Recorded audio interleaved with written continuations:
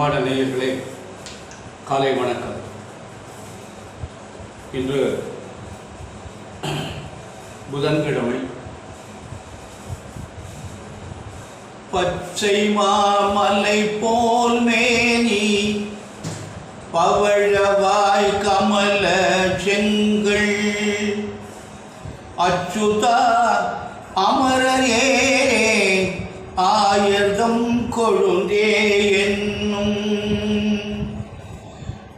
இச்சுவை தவிர யான் போய் இந்திர லோகம் ஆளும் அச்சுவை பெரினு வேண்டே அரங்கமா நகருளானே. அன்பு சார்ந்த நேயர்களே, இன்று சித்திரை மாதம் 4ஆம் நாள் புதன்கிழமை. அருமையான நாள், பெருமாளுக்கு உகந்த நாள். நவமி தேதி இரவு 7:02 வரையும், பின்னாடி தசமி தேதி. ஆயுள்ய நட்சத்திரம், சித்த யோகம், ராவு காலம் 12 முதல் 1:30, யமகண்டம் 7:30 முதல் 9, குளியல் 10:30 முதல் 12, சூலம் வடக்கு, பரிகாரம் பால். செவ்வாய்க்கிழமை புதன்கிழமை வடக்கு சூடம். அன்பான நேயர்களே, இன்று ராசி பலன்கள் எப்படி இருக்கிறது என்று பார்ப்போம். இந்த மேஷ ராசி என்பவர்களுக்கெல்லாம் இன்று நாள் எப்படி இருக்கிறது?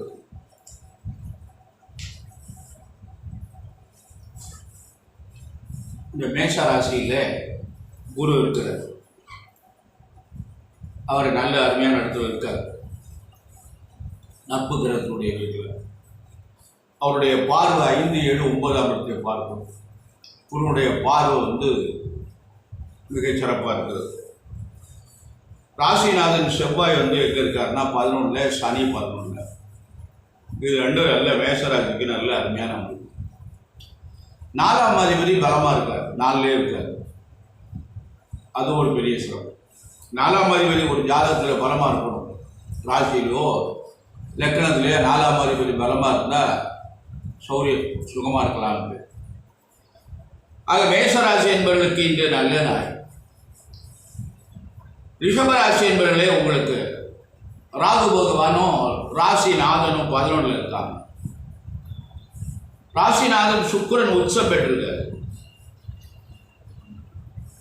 சுக்கிரன் உச்சம் பெற்றது ஒரு வகையில் நன்மை, ஒரு வகையில் தீமை. 6 கூடையவன் உச்சம் பெறக்கூடாது. உடல்நிலை சற்று கவனம் தேவை. 2ஆம் அதிபதி புதன் 11 லாபஸ்தானத்தில் நீசம் அடைஞ்சிருக்காரு. ராகு 11 இருக்கு, அருமையான அமைப்பு. அதை விட சனியும் செவ்வாயும் 10ஆம் இடத்துல இருக்காங்க. தொழிற்சாலம் அமோகமாக இருக்கும். இந்த ரிஷபராசி என்பவர்களுக்கெல்லாம் தொழில் நல்ல நிறைவாக இருக்கும் என்று பெயர். மிதுன ராசி என்பவர்களே, உங்களுக்கு இன்று நல்ல நாள். குரு பகவான் எப்படி இருக்காருன்னா 11ஆம் இடத்துல இருக்கார். ராகு 10ல் இருக்கார். ராகு பகவான் நல்ல இடத்துல இருக்கார், 10ஆம் இடத்துல. அவரோட சுக்கிரன் சேர்ந்திருக்கான். 5 கூடிய சுக்கிரன் 10ல் இருக்கான், உச்சம் பெற்றிருக்காங்க. நல்லது. மிதுன ராசிக்கு நல்ல நாள். நல்லது நடக்கும், நல்ல காரியங்கள்லாம் நடைபெறும். இந்த குரு இப்போ என்ன பண்ண போறாருன்னா, இந்த சித்திரை 18ஆம் தேதிக்கு பயிற்சி ஆகி 12ஆம் இடத்துக்கு வர போறார். கவனமாக நடந்து கொள்ளுங்கள். அடுத்தபடியாக கடகராசி என்பவர்களே, இந்த குரு உங்களுக்கு 10ல் இருக்கார். 9ஆம் அதிபதி 10ல் இருந்தால் தொழில் நிறைவாக இருக்கும் என்று சொல்வது. தொழிற்சாலம் நன்றாக இருக்கிறது, கவனம் தேவை. கடகராசி என்பவர்களுக்கு சனி 8ல் அஷ்டம சனி, காரியங்கள் தடைப்படும். ஆஞ்சநேயர் வழிபாடு நல்லது. சிம்மராசி என்பவர்களே, உங்களுக்கு நல்ல நாள். ராசியை குரு பார்க்கிறார். இந்த சிம்மராசி என்பவர்களுக்கு 9ல் குரு இருக்கார். ராசிநாதன் உச்சம் பெற்று 9ஆம் இடத்துல இருக்கார். இதெல்லாம் சிம்மராசி என்பவர்களுக்கு நல்ல நாள். கன்னி ராசி என்பவர்களே, உங்களுக்கு 2ஆம் அதிபதி உச்சம் பெற்றிருக்கார். ஆனா 7ல 3 கிரகம் இருக்கிறது. 7ல் எவரும் தீயர், யாருமே இருக்கக்கூடாதுன்னு சொல்றாங்க. ஆனா ஒருவேளை சில பேர் என்ன பண்றாங்கன்னா சுக்கிரன் உச்சம் பெற்று இருக்காரு, பலமா இருக்காரு அப்படின்னு சொல்றாங்க. அது எப்படி ஏற்றுக்கொள்வது என்று தெரியவில்லை. அபோகமா இருக்கும் அப்படின்னு சொல்றாங்க. இந்த 7ஆம் இடம் கேந்திராதிபத்திய தோஷத்தை ஏற்படுத்தும். அப்படிங்கிற போது அந்த கிரகம் எப்படி வலு சேர்க்கும் என்ற ஒரு கருத்து இருக்கிறது. அதனால கன்னிராசி என்பவர்கள் கொஞ்சம் கவனமாக நடந்து கொள்ள வேண்டும். அதுவே குரு வேற 8ல் இருக்காங்க, அஷ்டம குரு, ஒன்று மட்டும் அவர்களுக்கு நன்மை. 6ல் சனி இருக்காங்க, அவங்க அது மட்டும் அவங்களுக்கு ஒரு நல்ல அருமையான பலன்களை தரும். 6ஆம் இடத்தில் சனி அவர்களுக்கு ஒரு நல்ல நிறைவான ஒரு பலன்களை தரும் என்று சொல்வது. அடுத்தபடியாக துளாராசி என்பவர்களே என்று ராசியை குரு பார்க்கிறார், சூரியன் பார்க்கிறார். ராசியை குரு பார்ப்பது நல்லது. ராசி 7ல் இருக்கார் குரு. ஆனா 7ல் யாருமே இருக்கக்கூடாது. இந்த கருத்துக்கள்லாம் மாறுபடுகிறதா இல்லை எப்படி என்று தெரியவில்லை. மொத்தத்தில் பொதுவாக சொல்லியிருக்காங்க 7ல் எவரும் தீயர். இந்த களத்திர ஸ்தானமான 7ஆம் இடத்துல எந்த கிரகம் இருக்கக்கூடாது, அந்த கட்டம் வெறுங்கட்டமான அந்த இடத்துல எல்லாம் கிரகங்கள் வருகின்ற பொழுது அந்த இப்போ 7ல் குரு இருந்தால் கேந்திராதிபத்திய தோஷத்தை ஏற்படுத்தும். குரு பலம் வராது, ஆனால் அவர் பார்க்கின்ற இடம் சிறப்பாக இருக்கிறது. குரு பார்த்தால் கோடி தோஷம் நிவர்த்தி என்று சொல்லுகிறார். ஆகவே துளாராசி என்பவர்களுக்கு நல்ல நாள் என்று சொல்லலாம். அடுத்தபடியாக விருச்சிக ராசி என்பவர்களே உங்களுக்கு இந்த குரு 6ல் இருக்கார். உங்களுக்கு எந்த கிரகமும் பலமா இல்லை, உங்களுக்கு கிரகங்கள் எதுவுமே உங்களுக்கு சிறப்பாக இல்லை. அதனால் விருச்சிக ராசி என்பவர்கள் கவனமாக நடந்து கொள்ளுங்கள். அதாவது சித்திரை மாதம் 18ஆம் தேதி அன்று உங்களுக்கு குரு பயிற்சி இருக்கிறது. அந்த குரு பயிற்சி அருமையான பலன்களை தரும். ஆகவே சித்திரை 18க்கு மேலே உங்களுக்கு நல்ல அருமையான அமைப்பு வரும். 7ஆம் இடத்துக்கு வராது குரு. தனுசு ராசி என்பவர்களே உங்களுக்கு நல்ல நாள். சனி பகவான் 3ல், செவ்வாய் 3ல், 4ல் ராகு. குரு 5ல் இருக்கார். அவர் என்ன பண்ணுறாருன்னா பேச்சு ஆக போறார். 5ஆம் இடத்துல இருக்கார். இன்னைக்கு தேதி 4 இன்னும் 14 நாள் தான் இருக்கு. ஆகவே கவனமாக நடந்து கொள்ளுங்கள். சனி பகவான் ஒரு 2 ஆண்டுகளுக்கு மேலே அந்த 3ஆம் இடத்துல இருக்கார். ராகு பகவான் 1 ஆண்டுக்கு மேலே அந்த 4ஆம் இடத்துல இருக்கார். இந்த 2 கிரகங்களும் உங்களுக்கு நல்ல பலனை தரும். குரு பயிற்சி ஆனாலும் இந்த 2 கிரகங்களும் உங்களுக்கு நல்லதை செய்யும். அடுத்தபடியாக மகர ராசி என்பவர்களே என்று உங்களுக்கு ராசிநாதன் சனி 2ல் இருக்கார். 7:30 கழிவு நேரம். கவனமாக நடந்து கொள்ளுங்கள், எல்லாவற்றிலுமே கவனமாக இருங்கள். 3ல் ராகு இருக்கார். ராகு 3ல் இருப்பது நல்லது. 5ஆம் அதிபதி சுக்கிரன் உச்சம் பெற்றிருக்கார். ஆனால் 3ஆம் இடத்துல மறைகிறார். லக்னத்துக்கு 3, ராசிக்கு 3 மறைவு ஸ்தானம் தானே. அதனால உங்களுக்கு குருவம் பலமாக இல்லை. சற்று கவனம் தேவை, நிதானமாக நடந்து கொள்ளுங்கள். கும்பராசி என்பவர்களே உங்களுக்கு 7:30 நடந்து இருக்கிறது. நீங்கள் சற்று கவனமாக நடந்து கொள்ளுங்கள். 5 ஆண்டுகள் நீங்கள் கடக்க வேண்டும். அதனால நிதானமாக நடந்து கொள்ளுங்கள். தலைக்கு மேல் கடன்கள் வரும், பிரச்சனைகள் தலைக்கு மேல் வரும். பொறுமையாக நிதானமாக நடந்து கொள்ளுங்கள். கும்பராசி என்பவர்களே கவனம் தேவை. மீனராசி என்பவர்களே உங்களுக்கும் 7:30 ஆரம்பித்திருக்கிறது. உங்களுக்கு ராசியில ராகு இருக்கிறது. ராசியில சுக்கிரன் உச்சம் பெற்றிருக்கார். ராசிநாதன் குரு 2ல், நல்ல பலன்தான்.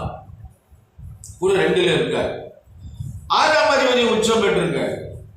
6ஆம் அதிபதி உச்சம் பெறக்கூடாது. ஆரோக்கியத்தில் கவனம் தேவை. 6 பலமாக இருக்கக்கூடாது. அதனால் சற்று கவனம் தேவை. இந்த சித்திரை மாதம் 30 கவனம் இருக்கும். வெய்யாச்சரம்னு சூரியன் பயிற்சி ஆயிடுவார். அன்பான நேயர்களே, மகர ராசி என்பவர்கள், கும்பராசி என்பவர்கள், மீனராசி என்பவர்களுக்கெல்லாம் 7:30 சனியுடைய தாக்கம் இருக்கிறது. இந்த 7:30 பகவானுடைய காலம் உங்களை வாட்டி வதைத்துத்தான் செய்யும். அதனுடைய ஆளுமைக்கு உட்பட்டுத்தான் ஆக வேண்டும். ஆகவே சற்று கவனமாக நடந்து கொள்ளுங்கள். சனி பகவானுடைய வழிபாடு செய்யுங்கள். சனிக்கிழமை விரதமாக இருந்து எள்ளு தீபம் ஏற்றி காக்கைக்கு அன்னம் வைத்து சனி வழிபாடு செய்து பிரார்த்தனை செய்யுங்கள். கோளறு திருப்பதிகம் பாராயணம் செய்யுங்கள். உங்களுக்கு நல்லதே நடக்கும். அன்பான நேயர்களே, நீங்கள் இறை வழிபாடு தான் நமக்கு நன்மை என்று பெரியவங்க நிறைய சொல்லியிருக்காங்க. நாம் எவ்வளவுக்கு எவ்வளவு இந்த இறை வழிபாடு செய்கின்றோமோ அவ்வளவுக்கு எவ்வளவு நமக்கு நல்ல பலன்கள் எல்லாம் கிடைக்கும் என்று பெரியவங்க நிறைய சொல்லியிருக்காங்க. அதனால இந்த இறை வழிபாடு நமக்கு நல்ல ஒரு பலன்களை தரும் என்று சொல்வது. ஆக நீங்கள் அன்பான நேயர்களை கவனமாக நடந்து கொள்ளுங்கள். நல்லது நடக்கும், நல்ல காரியங்கள் நடைபெறும். அன்பான நேயர்களே, இப்பொழுது நாம் களத்திர ஸ்தானம் என்று சொல்லக்கூடிய இந்த 7ஆம் இடத்தை பற்றி ஒரு ஆய்வு செய்வோம். அதாவது களத்திர ஸ்தானம் என்பது ஒரு மனிதனுக்கு, ஒரு ஆண்மகனுக்கு மனைவியை பற்றி பேசுவது, ஒரு பெண்மகளுக்கு கணவனை பற்றி பேசுவது. கணவன் எப்படி அமைவார், மனைவி எப்படி அமைவாள் என்று இல்லறத்தை பற்றி பேசுவது. அந்த இல்லற ஸ்தானம் நன்றாக அமையணும். ஒரு ஆண்மகனுக்கு நல்ல மனைவி அமையணும், ஒரு பெண்மகளுக்கு நல்ல கணவன் அமையணும். இது அமைந்தால் தான் வாழ்க்கை, இல்லை என்றால் வாழ்க்கை இல்லை. இல்ல அறம் அல்லது நல்லறம். இல்லறம் இல்லை என்றால் குடும்ப வாழ்க்கை இல்லைன்னா அது அறம் இல்லை, தர்மம் இல்லை என்று சொல்லுகிறார். ஆகவே இந்த 7ஆம் இடம் எப்படின்னா, பொதுவாக ஜென்ரலாக பெரியவங்க என்ன சொல்லியிருக்காங்கன்னா, 7இல் எவரும் தீயர். 7ஆம் இடத்துல யாரும் இருக்கக்கூடாது. பொதுவாக இப்போ நான் ஒரு உதாரணத்துக்கு சொல்கிறேன். சிம்ம லக்ன ஜாதகத்துக்கு, கடக லக்ன சாதகத்துக்கு கணவன் மனைவி முறையாக அமையாது. இது ஒரு 60% நம்ம வாழ்க்கையில் பார்க்கின்ற போது சரியாக இருக்கிறது. இந்த சிம்ம லக்னத்தில் பிறந்தவர்களுக்கு 7ஆம் இடம் கும்பம், சனியுடைய வீடு. கடக லக்னத்தில் பிறந்தவங்க 7ஆம் இடம் மகரம், சனியுடைய வீடு. இந்த 2 சூரியனும் சந்திரனுக்கு சனி பகை. அதனால அவங்களுக்கு வாழ்க்கை முறையாக அமையாது. இந்த சனி பகவான் நல்லது செய்ய மாட்டார். சிம்ம லக்னம் கடக லக்னத்தில் பிறந்தவர்களுக்கு சனி பகவான் நன்மை செய்ய மாட்டார். அப்போ மனைவி உபயாகும். அதே மாதிரி மகரம் கும்பத்துக்கும் மனைவி கணவன் உபயாகும். அதனால நாம் இந்த பொருத்தை பார்த்து அமைத்து கொடுக்கின்ற பொழுது மிக கவனமாக அமைக்க வேண்டும். அதனால இப்பொழுது ஒரு ஜாதகத்தில் சிம்ம லக்னமா இருக்கு, 7இல் கேது இருக்காது. 7இல் கேது இருந்த ஒரு ஆண்மகனுக்கு கேது இருந்தா இல்லற வாழ்க்கை முறையாக அமையாது. முறையற்ற இல்லற வாழ்க்கை தான் அமையும். அப்போ ஒரு மனிதனுக்கு இல்லற வாழ்க்கை முறையாக அமையாது என்றால் மனைவி முறையாக அமைய மாட்டாள், கணவன் முறையாக அமைய மாட்டாள். இந்த கேது பெரிய கொடிய பாவ கிரகம், இருக்கிறதுலே கடுமையான கிரகம். அந்த கிரகம் என்ன பண்ணும், இந்த குடும்ப வாழ்க்கையை கெடுத்து விடும். அப்போ நம்ம என்ன பண்ணணும்னு கேட்டால், இந்த பொருத்தம் பார்க்கின்ற போது அதே மாதிரி மாப்பிள்ளையுடைய ஜாதகத்தில் 7ஆம் இடத்துல கேது தான் இருக்குங்கிற அவசியம் கிடையாது. கேது தான் இருக்குன்னு சொல்கிறாங்க. தோஷங்கள் சமமாக இருக்க வேண்டும், அதே கிரகம் தான் இருக்க வேண்டும் என்றல்ல, தோஷ சாம்பவியம் சமமாக இருக்க வேண்டும் என்று பெரியவர் சொல்றாங்க. அதனால 7ல் சனியோ ராகுவோ சூரியனோ ஏதாவது ஒரு கிரகம் இருந்தால் இந்த கேதுவுக்கு அதுக்கு ஈக்குவல் ஆகிவிடும். அப்படியெல்லாம் ஒரு கருத்து இருக்கு. அதனால 7ல் சனி இருக்கக்கூடாது. மனைவி நோயாளி ஆயிடுவாங்க, கணவன் நோயாளி ஆயிடுவாங்க. இப்படியெல்லாம் ஒரு கருத்து இருக்கு. இது என்னுடைய வாழ்க்கையில் நான் நிறைய பார்த்துருக்கிறேன். 7ல் சனி இருக்கவங்களுக்கெல்லாம் மனைவி நோயாளி. ஒருத்தரே கேட்டார், 7ல் சனி இருந்தால் மனைவி நோயாளியா? ஆமாம், அவர் மனைவி நோயாளி தான். அதனால இது இந்த கருத்துக்கள் நம்ம ஆய்வு செய்கின்ற பொழுது ஒருத்தர் எழுதி வச்சிருக்காங்க, படிக்கிறோம், அதை வாழ்க்கையில் அனுபவத்தில் நம்ம பார்க்கின்ற பொழுது சரியாக இருந்தால் அந்த கருத்து உண்மைதான். அதனால 7ஆம் அதிபதி ஒரு ஜாதகத்தில் 4ஆம் இடத்துல இருந்தா மனைவியால் சுபம். எப்படி கொண்டு சொல்றாரு பாருங்க கணக்கு. 4ஆம் இடம் என்பது சுகஸ்தானம். இப்போ 7ஆம் அதிபதி, இப்போ சிம்ம லக்னமாக வச்சுக்கோம், 7ஆம் அதிபதி சனி பகவான், அவர் 4ல் இருக்கார், 4ல் விருச்சிகத்தில் இருக்கார். அவர் எப்படி இருக்காரு, பலமாக இருக்காரா, கெட்டு போட்டாரா, பகை அடைஞ்சாரா, நீசம் அடைஞ்சாரா, அந்த கதையில வேண்டாம். அவர் 4ஆம் இடத்துல இருக்கார். அப்போ மனைவி யார் சுகம். அதே 7ஆம் அதிபதி 5ல் இருந்தால் மனைவி வந்த பிற்பாடு நன்மை. 7ஆம் அதிபதி 9ல் இருந்தால் இன்னும் ஒரு நன்மை. 7ஆம் அதிபதி 10ல் இருந்தால் மனைவி வந்ததுக்கு அப்புறம் வேலை கிடைக்கும். 7ஆம் அதிபதி 11ல் இருந்தால் மனைவியால் நன்மை, லாபம். எப்படிலாம் சொல்லியிருக்காங்க பாரு. அதே மாதிரி இந்த களத்திர காரகன்னு ஒரு கிரகம் இருக்கு. இது களத்திர ஸ்தானாதிபதி. களத்திரத்தை கொடுக்கக்கூடிய கிரகம் சுக்கிரன். சுகமான வாழ்வை கொடுக்கக்கூடியவன் சுக்கிரன். நல்ல மனைவி, நல்ல கணவனை கொடுக்கக்கூடிய கிரகம் சுக்கிரன். அவன் 7ல் இருந்தால் தான் களத்திர தோஷம். இதை எல்லா இடத்துலையுமே சில பேர் இந்த சுக்கிரன் எங்கே இருந்தாலும் களத்திர தோஷம்ங்கிறான். 7ஆம் இடத்துல சுக்கிரன் இருந்தால் களத்திர தோஷம், மனைவிக்கு தோஷம் அப்படின்னு. அதே போன்று அந்த சுக்கிரன் உச்சம் பெற்றான்னு வச்சுங்களேன், நல்ல மனைவியாக அமையும், நல்ல கணவனாக அமையும். சுக்கிரன் சொந்த வீட்டில் ஆட்சியில் இருந்தாலும் நல்ல மனைவியாக அமையும், நல்ல கணவனாக. சுக்கிரன் 4ல் இருந்தாலும் நல்ல கணவன், நல்ல மனைவியாக. இப்படியெல்லாம் கருத்துகள் இருக்கு. இந்த 7ஆம் இடத்திற்கு எதுக்காக இவ்வளவு பெரிய முக்கியத்துவம் என்றால், 7ஆம் இடத்துக்கு பொருள் களத்திர ஸ்தானம் என்று பொருள். களத்திர ஸ்தானம் என்றால் என்ன? அதை 2ஆ பிரிக்கணும். களம் பிளஸ் உதிரம், களத்திரம். களம் என்றால் என்ன, உதிரம் என்றால் என்ன? களம் என்றால் கூடுகின்ற இடம். கிராமங்களில் நெற்களம்னு பேர். நெல் கட்டுகள் எல்லாம் போய் ஒன்று சேர்கின்ற இடம். போர்க்களம், இராணுவ வீரர்கள் ஒன்று சேர்கின்ற இடம், பொதுவாக மக்கள் கூடுகின்ற இடம். உதரம் என்றால் என்ன? இரத்தம். இங்கே இந்த 2 கருத்துக்கும் இங்கே என்னையா வேலை அப்படின்னு சொன்னான். களத்திரஸ்தானம், கணவன் மனைவி சேருகின்ற இடம். அந்த 2 பேரும் சேருகின்ற பொழுது 2 பேருடைய உதரமும் சேருகின்றது. முக்கியமான கருத்து அல்லவா? ஒரு ஆணுடைய உதரம் போய் பெண்ணுடைய உதரத்தோடு சேர்கிறது. அப்போ சேருகின்ற போது இந்த ஆண் ஜாதகத்தில் 7ல் சரின்னா மனைவி நோயாளி, அதே மாதிரி பெண்ணுடைய ஜாதகத்தில் 7ல் சரின்னா கணவன் நோயாளி. ஆக இந்த களத்திர ஸ்தானம் வாழ்க்கையில் ரொம்ப முக்கியமானது. எல்லாத்தையும் விட மிக குழந்தை வாழ்க்கைக்கு கூட அது ரொம்ப முக்கியமானது. 7ஆம் இடத்தையும் பார்க்கணும் குழந்தை. ஆக இந்த களத்திர ஸ்தானத்தை நம்ம முறையாக அமைத்து கொடுத்து விட்டால், என்று உங்களுக்கு ஒரு கருத்து சொல்லுகிறேன். பேரெல்லாம் தெரியாது எனக்கு. ஒரு 2 நாளைக்கு முன்னாடி எனக்கு மருங்கப்பள்ளம் என்ற ஊரில் இருந்து எனக்கு ஒரு போன் வந்தது.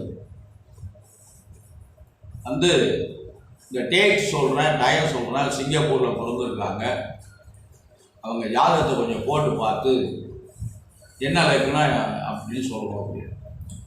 உடனே நான் கம்ப்யூட்டரில் போட்டு பார்த்து சொன்னேன். அப்போ சொல்லிட்டு நான் சொன்னேன், அப்பா 7ல் கேது இருக்கு,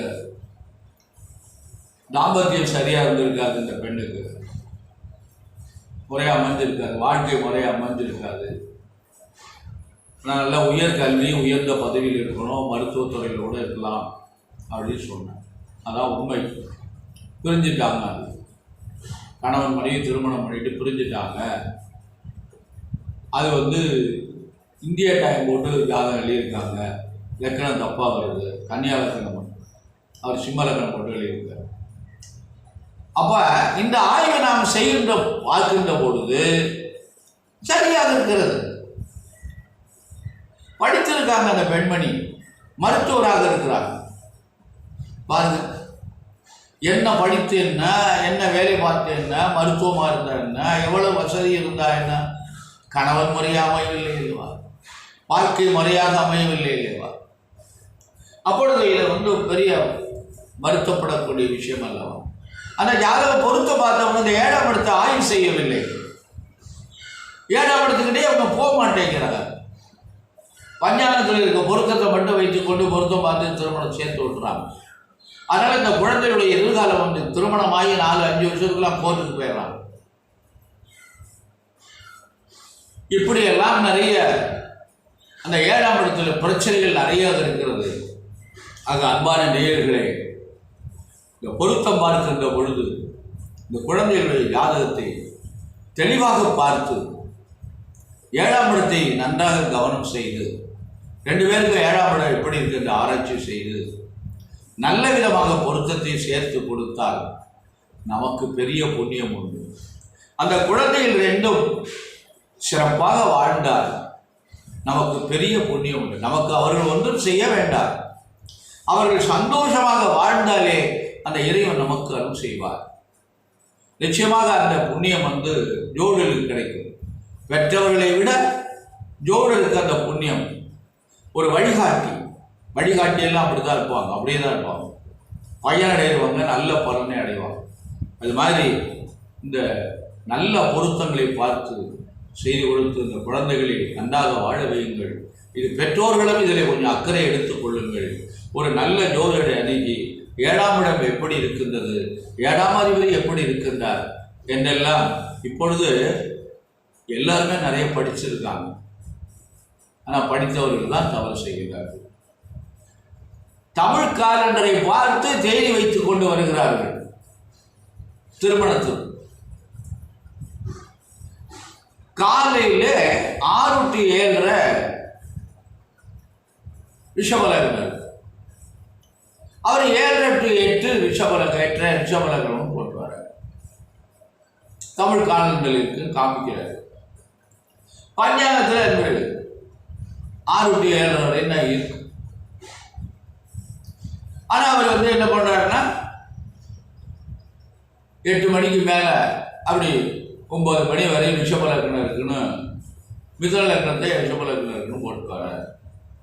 இதெல்லாம் எப்படி ஒரு படித்தவர்கள் தான். ஒரு குழந்தையுடைய வாழ்க்கை எப்படி இருக்கும் பாருங்க. இப்படியெல்லாம் ஒரு சில தவறுகளை செய்கின்றார்கள். அந்த மாதிரிலாம் ஒரு நிகழ்வுலாம் இல்லாமல் இந்த குழந்தைகளுடைய எதிர்காலம் சிறப்பாக இருக்கும். 7ஆம் இடம் மிக முக்கியமான இடம். அன்பான நேயர்களே, எல்லா மக்களும் எல்லா நல்ல பலனடைந்து பல்லாண்டு வாழ இறைவனை பிரார்த்தனை செய்து இந்த நிகழ்ச்சியை நிறைவு செய்கிறேன். நன்றி, வணக்கம்.